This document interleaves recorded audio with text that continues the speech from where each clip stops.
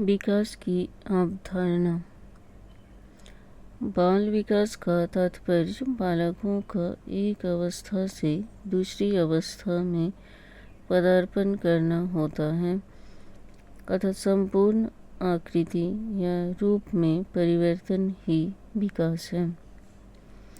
बालक के विकास की प्रक्रिया जन्म से पूर्व प्रारंभ हो जाती है और जन्म के बाद शैशवावस्था, बाल्यावस्था, किशोरावस्था तथा प्रौढ़ावस्था तक क्रमशः चलती रहती हैं। विकास संपूर्ण अभिवृद्धि का संगठन है। इसके कारण बालक की कार्यक्षमता और कुशलता में प्रगति होती है। इस प्रकार व्यक्ति विकास की विभिन्न अवस्थाओं से गुजरता है, जिनमें उसका शारीरिक, मानसिक, संवेगात्मक तथा सामाजिक विकास होता है। विकास का ऐसी प्रक्रिया है जो सतत चलती है। इसमें गुणात्मक और परिणामात्मक दोनों ही परिवर्तन शामिल होते हैं। गुणात्मक परिवर्तन जैसे सांवेगिक परिवर्तन में नियंत्रण, भाषा विकास आदि। परिणामात्मक या मात्रात्मक परिवर्तन जैसे कद बढ़ना, वजन बढ़ना, बनावट में परिवर्तन। विकास किसी निश्चित लक्ष्य की ओर लगातार निर्देशित होता है और विकास की प्रक्रिया सदैव व्यवस्थित तथा समानुगत होती है।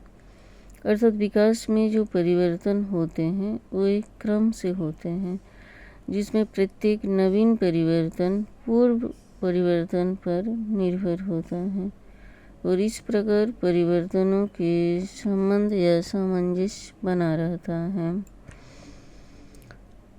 विकास व्यक्ति के संपूर्ण व्यक्तित्व में आने वाले विभिन्न परिवर्तनों का प्रतिनिधित्व करता है, चाहे वो परिवर्तन शारीरिक, सामाजिक, संवेगात्मक हो या बौद्धिक।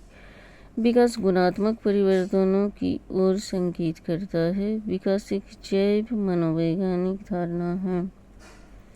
इस प्रकार के परिवर्तनों की प्रक्रिया होने के कारण विकास का मूल्यांकन, निरीक्षण तथा मापन किया जाता है। विकास का तात्पर्य व्यक्ति में नई नई विशेषताओं और क्षमताओं का विकास होना है, जो प्रारंभिक जीवन से आरंभ होकर क्रमशः परिपक्वता की अवस्था तक चलती रहती हैं। इस प्रकार कहा जा सकता है कि विकास का तात्पर्य गर्भावस्था से लेकर मृत्यु तक किसी निश्चित समय की ओर होने वाली उन निरंतर परिवर्तन से है, जो व्यवस्थित तथा समानुगत रूप से होते हैं। तो विकास शरीर के गुणात्मक परिवर्तनों का नाम है, जिसका कारण व्यक्ति की कार्यक्षमता, कार्यकुशलता और विभिन्न अंगों की कार्यप्रणाली के समन्वय में प्रगति होती है।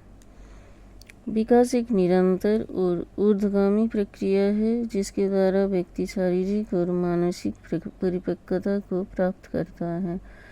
परिपक्वता से हमारा तात्पर्य व्यक्ति के विकास की उस अवस्था से है जिसके पश्चात वृद्धि और विकास की संभावना नहीं रहती। विकास गुणात्मक होता है। यह व्यक्ति की क्रियाओं को निरंतर होने वाली परिवर्तनों में दृष्टिगोचर होता है।